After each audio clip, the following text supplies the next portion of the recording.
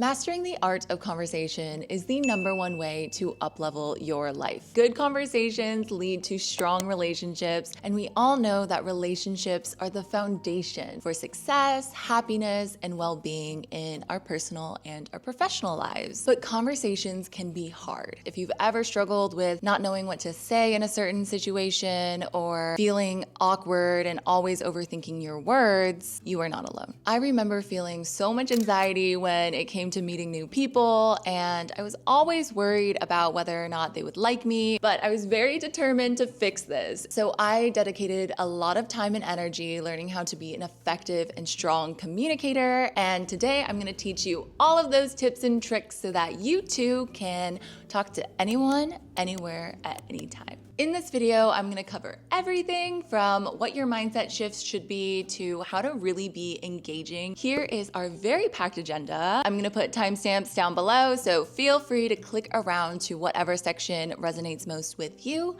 and let's dive on in. Okay, let's talk about mindset. These are the foundational attitudes and beliefs that you should have when approaching a conversation.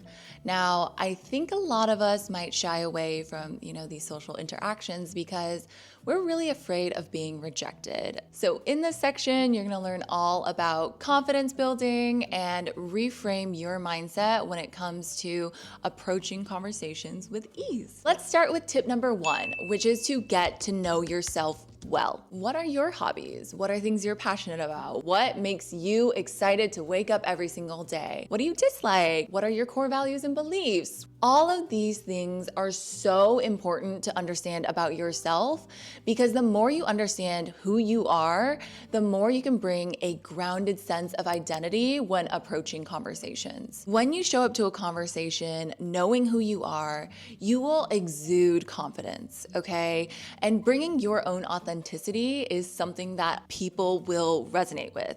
I definitely think a lot of us have that little spidey sense that's telling us, oh, this conversation is forced. We all can kind of feel when something isn't genuine. Know who you are, know what interesting things you bring to the table, and steer towards more common points between you and that person rather than just appeasing whatever they say. By doing that, you'll be able to bring so much more insight and engagement than if you were just faking it. And I think people can really feel that. Tip number 2 is to realize that conversations are more of an emotional exchange than an information exchange. I always think about that quote that's like, it's not about what you say, it's about how you say it. And that is absolutely true. There's also this communication model done by Albert Meribin. I think I'm pronouncing that correctly. Excuse me if I'm not, but Albert Meribin, that says only 7%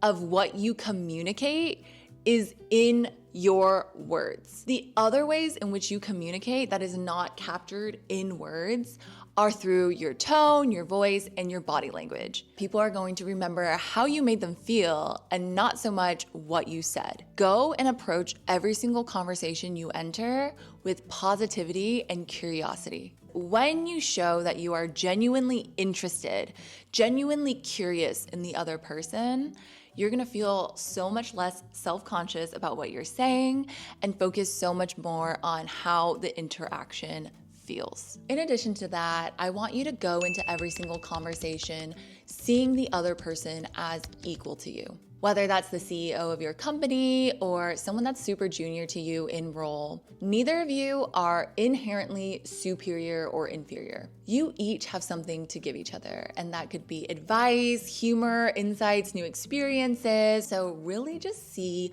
a conversation as a level playing field. Start taking that pressure off of yourself to really entertain and win someone over. The fact is, not every single person you meet is going to like you, because you also don't like every single person you meet. It is 100% natural, right? We exist in different social spheres and spaces for a reason. So relieve yourself of that pressure to be liked by everyone and go into conversations just as a learning opportunity, and it will be so much more enjoyable. Now, the last mindset tip I have for you is just to simply see talking to people and building your charisma as a skill. And like many skills, this is something that can be developed over time and something that needs a lot of practice. So if you're saying to yourself right now, like, I just am an introvert, I am someone that's antisocial, those aren't mutually exclusive from being a good conversationalist, okay? There are tons of introverts I know that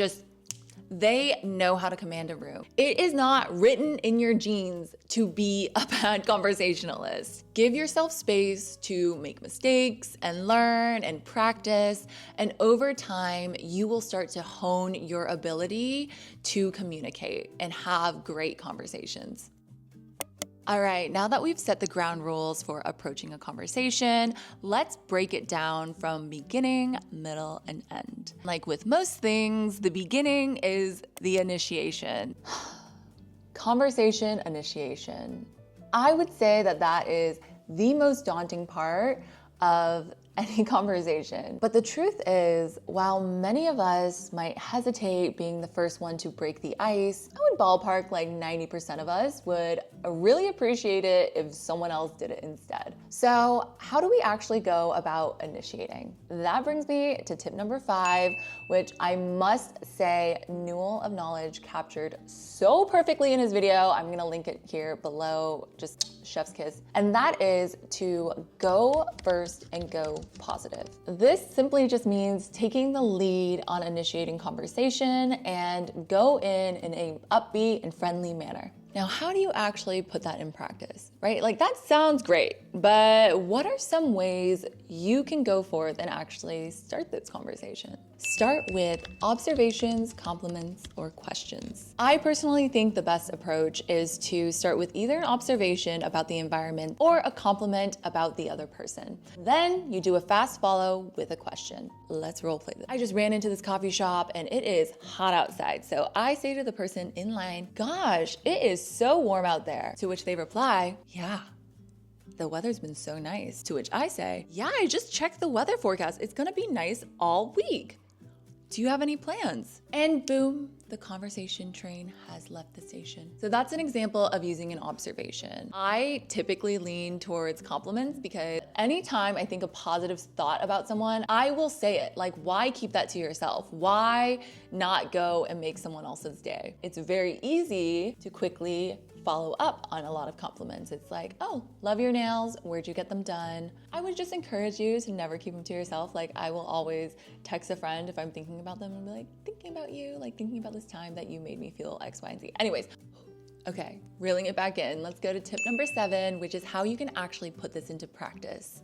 My tip here is to start small and engage in every single opportunity that you can. If you're out ordering coffee or you're checking out at a store, take a moment to pause before the transaction actually occurs and ask them how their day is going. When they ask you back, practice answering honestly. Don't just say your default good. Be like, "Oh gosh, today's been really busy, but I am so glad that I'm here grabbing my cup of coffee." Now, I will nuance this by saying, like, please be socially aware. Do not hold up the line. But if there's a slower day, like, seize that opportunity. These micro interactions are actually so important because over time, you'll start becoming way more comfortable talking to strangers. The more you do it, the easier it'll be. Okay, before I jump into the section, I really want to reiterate, conversations are emotional exchanges. The reason I want to say this is because this section is actually going to be broken into 2 parts. The first part is how you'll engage in conversation, and then the second part is what to actually say. Diving into part 1 with tip number 8, and that is, when you enter a conversation, take a moment, understand their vibe, and mirror it. How are they sitting? Are they comfortable? Are they relaxed? Or are they very rigid and maybe more uptight? How are they talking? What is their speaking speed? Are they using more casual or formal language? During the first few minutes of a conversation, your goal is to understand exactly what it is that your partner is bringing to the table. And then you can actually mirror it. The reason this is so important is because when you do body mirroring, you make someone feel more at ease. You kind of create this subtle bond between the two of you. Now, as you might be using mirroring techniques, it's still really important to maintain open body language. You don't want to sit like this. Even if the other person's sitting like closed off, open up. When you sit with your arms crossed or, don't have your hands as visible, you're not talking as much with your body, you will come off more reserved and uninterested in someone. Make sure at all times you are maintaining this open body language. You are using your body to express, hey, like, I'm interested in you, I'm interested in this conversation, regardless of what your partner's doing. A part of that is ensuring that you're making adequate eye contact with someone. I'm not gonna say, stare at this person 100% of the time, but make sure, you're having at least like 75%, 80% eye contact throughout the conversation. If you're talking in a group, make sure you are, delegating, that's not a right word, evenly distributing eye contact so that it doesn't feel like you're just talking directly to someone and, alienating everyone else in the conversation. It really feels like you're facilitating that whole group energy. My last tip on kind of body language and speaking is tip number 10, which is try and utilize as much of your face as possible. It is so easy to just talk with your mouth. Yeah, that's really exciting. No, you have so much opportunity to emote in your face, so use it to give you dimension. It is so much less interesting to see someone just talk as if words are the only thing that really matter, when in reality, we all know it's what? An emotional exchange. An emotional exchange. Utilize every single aspect of your face and smile. Smile genuinely. Make sure that when you're expressing excitement, you're grinning. You are showing those pearly whites. Utilize every single part of your face. That is just such a good way to keep people engaged. Now, let's talk about what to actually say to keep people engaged. Listen up, because this is the most important tip to take away from this video, and that is learn how to ask questions. The reason this is so important is because people love talking about themselves. People can go an entire conversation just answering questions about themselves, and they will have felt so good about that conversation because they have someone that's so interested in them. Like, how good does it feel knowing that someone cares so much about you and is so interested in learning about you that they just ask all the right questions? So good. There's literally this one time I had an intro one-on-one with a senior leader at a company I was working for. A few days after that initial one-on-one, I got a meeting invite that said, "Hey Sarah, I thought we had a really good conversation, but then I realized I was just talking about myself the whole time. So I set up some more time to actually talk about you." And when we jumped onto that next call, she was just like, it's funny because I read in a book somewhere, if someone can make you feel like you had the best conversation in the world and you didn't learn a thing about them, they are a great conversationalist. Learning how to ask questions is the absolute key to being a great conversationalist. Now, to be good at asking questions doesn't mean you're just rapid firing interview questions like, what is your name? What is your social security? What is your date of birth? No. Okay, you are not a questionnaire. You are trying to dig in and learn more about this person and who they really are, what they enjoy. A really easy way to do this is to go back to the basics. Who, what, when, where, how, and why. This literally can apply to anything. Like, oh, what do you do for work?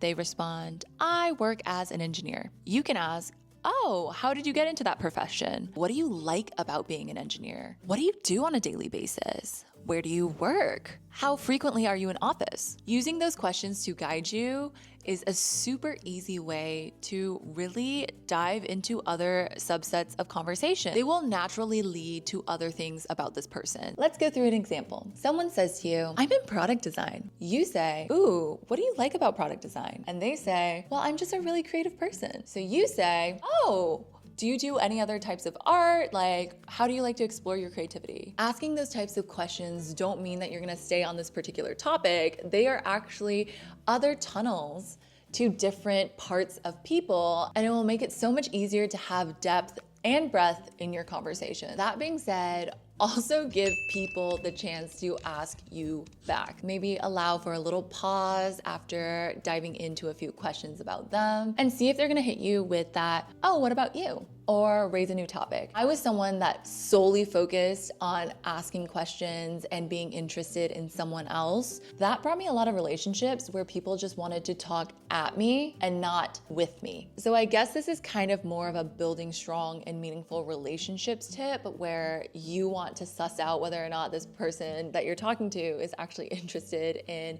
having a 50-50 connection. That being said, I fully think you could be considered a fantastic conversationalist and hardly talk about yourself. So if you want strong mutual relationships, give them the space to ask you back. Now, as you're going through these conversations and asking questions and getting to know the other person, I want you to find common ground. You have something in common with every single person on this earth, whether it's you live in the same city or you work at the same job or even just common human experiences, having a friendship breakup, going through heartbreak. Like there are so many common things that all of us can relate to. So do your best to find common ground. That will be the foundation for having deeper and more meaningful conversations. It will allow you to engage in a more insightful way because you actually have something shared. It's not just someone talking at you or you yapping at someone else. Tip number 14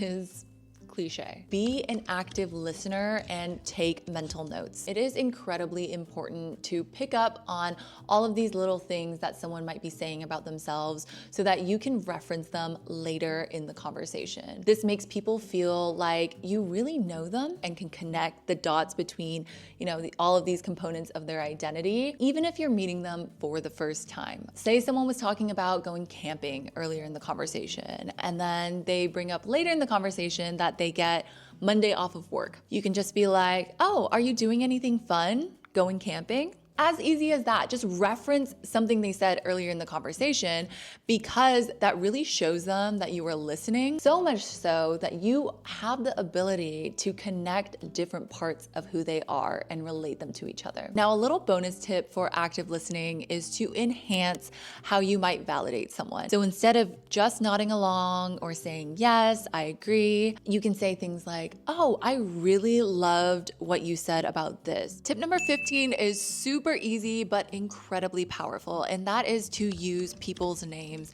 and use them correctly. If you don't know how to pronounce someone's name, make it a point in the beginning when you meet them to just ask.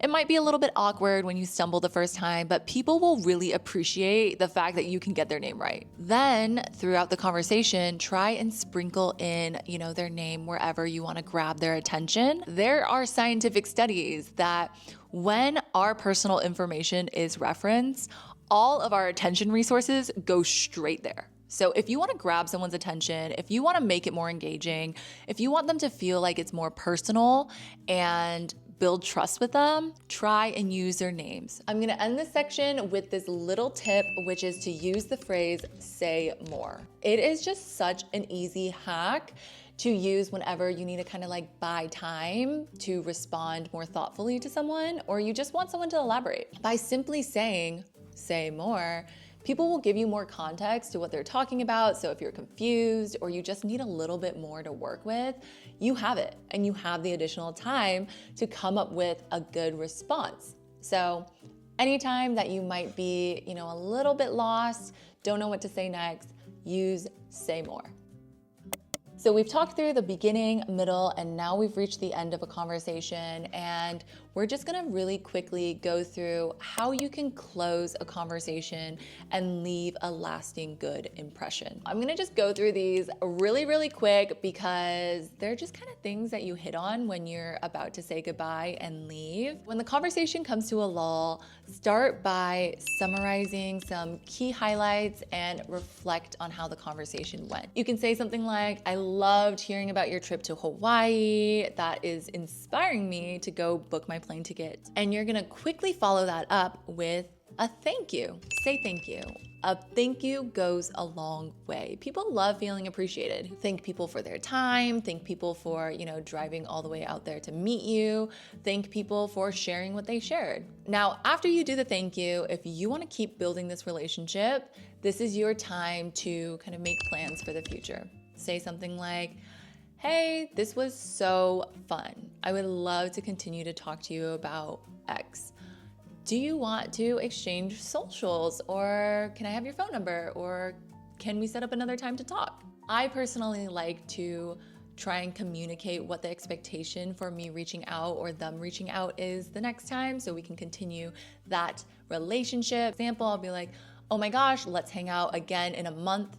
Giving time frames, so good. And I don't know if that's because I'm an anxious girly and it's nice to know that people want to see me again. That's not necessary by all means, but it's just something I employ and it makes me feel better. So hopefully it makes them feel better too. Now, when you actually leave, just leave on a high note. Say something like, have a great rest of your day or drive home safe. And you'll really close that interaction feeling good. Close as strongly as you started.